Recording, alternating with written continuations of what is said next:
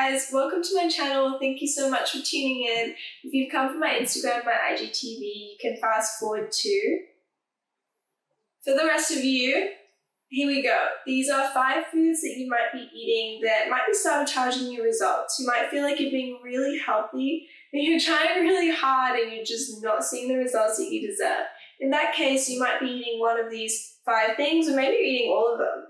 So the first one is oil. You might be eating too much oil. So particularly if you're eating out a lot, you might be eating too much oil without realizing it.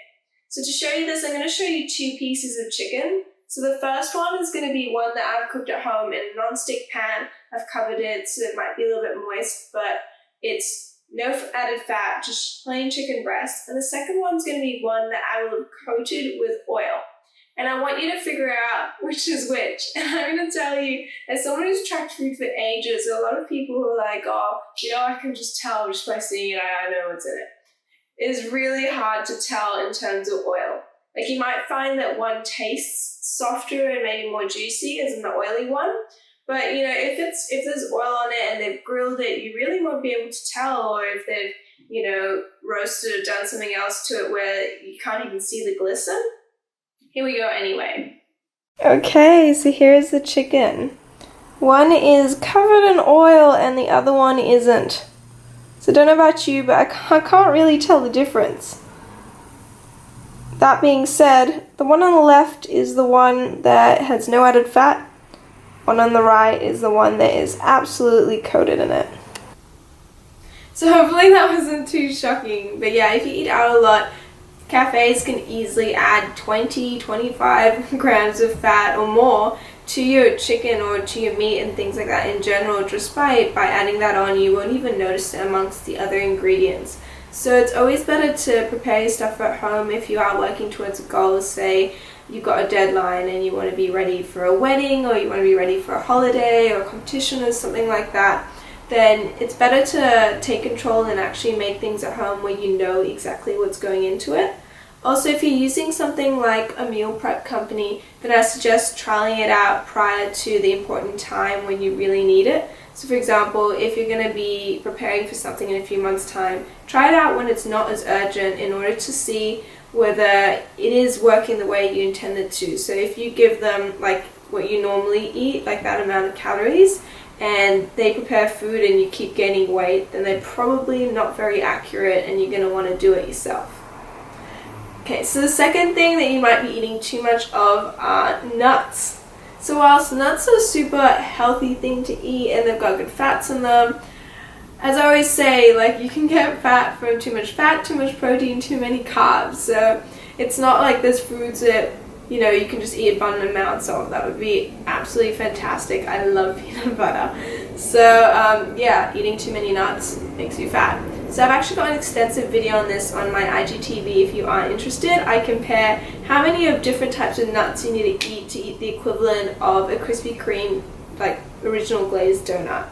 So in a nutshell, I'm going to give you one. So walnuts, for example, you only need to eat 5 to already eat the equivalent fat of a Krispy Kreme donut. So watch the quantity of nuts you're eating. Not saying don't eat them, just saying portion control. Have an understanding of how many you're eating. Okay, the next thing is sauces and dressings. Sauces and dressings are so good. They can turn the blandest food into something really tasty. That being said, you want to be careful about what sauces and dressings you are eating because they can add on a ton of calories. Particularly if what you're eating is already rich in calories, like say it's got a lot of cheese on there, it's got meat that's quite fatty or other stuff like that. Adding the sauce can really tip you over that edge and really make it super fatty and super calorie rich. So I'm going to show you some sauces, and also like sauces that I eat instead that I think are better alternatives if you are trying to lean down. Okay, sauces. So this one here is mayo, and that one hops up to like 15 grams of fat a tablespoon. So I wouldn't say unrealistically that this is any less than you would find on most meals that have any sort of mayo in it, whether it be a salad or something else. Like that is usually what it looks like. Actually, I think this is a bit less. So 2 tablespoons will set you back 30 grams of fat. That is a lot of added calories, almost 300. Then over there, for example, I've got the seafood sauce that you generally dip your prawns in. That one's got about 8 grams per tablespoon. Once again, prawns are really lean, that kind of thing. As soon as you start dipping them in this stuff, it adds up very quickly. That is a tiny amount. Okay, so sauces I recommend instead: mustard, Dijon mustard, other types of mustard. Chili sauce tends to be really low in calories, so this one has actually less than 0.1 grams of fat and less than 0.1 grams of carbs. That one's not very hot, I don't like it. This one pretty much has no carbs and no fats either, or less than 1 gram of carbs. Sriracha, super popular sauce. Things like tomato passata or tomato sauces tend to only have, this one has 5 grams of carbs in a quarter of it, and it's got less than 1 gram of fat. Chili flakes. Honey barbecue sauce usually has a lot less calories than, say, any creamy based sauce like these ones. So this one has 5 grams to 10 milliliters, and it's really delicious sauce. It does have quite a bit of sugar in it, so just use it sparingly.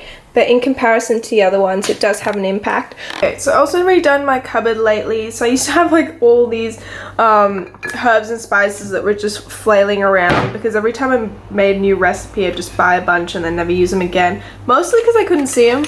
So I reorganized them like this, which is super awesome. They just slide out. So when I'm making something and I want to add flavor to it, I just have a look at the spices that I already have. And spices are amazing. For example, turmeric over here at the top.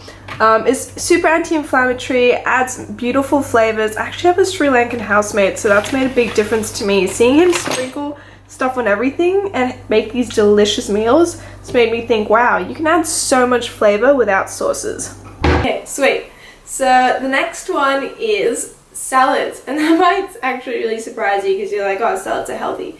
And yeah, salads are healthy, the leafy parts are healthy, there's lots of vegetables, that's healthy. However, I find that when you eat out or when you buy salad kits from the supermarket, they often have a lot of stuff in there that's not salad, and that's where the worry comes. So it might have all that sauce and dressing that we're talking about, or it could have a lot of other stuff. So crunchy Asian noodle salads have a ton of noodles in there that are practically like those mee goreng packets. So they're dried noodles. They're super high in carbs.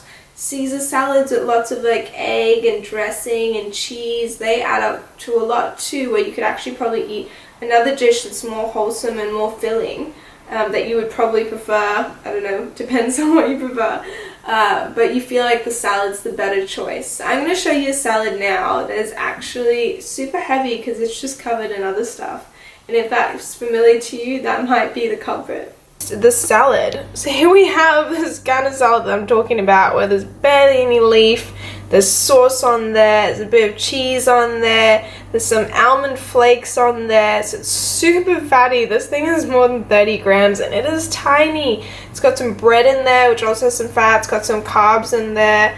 Overall, once you throw in some other stuff like chicken, for example, with oil on it like we spoke about, this can be a disaster, especially when you're eating out. If you buy one from the supermarket, have a look at what's inside.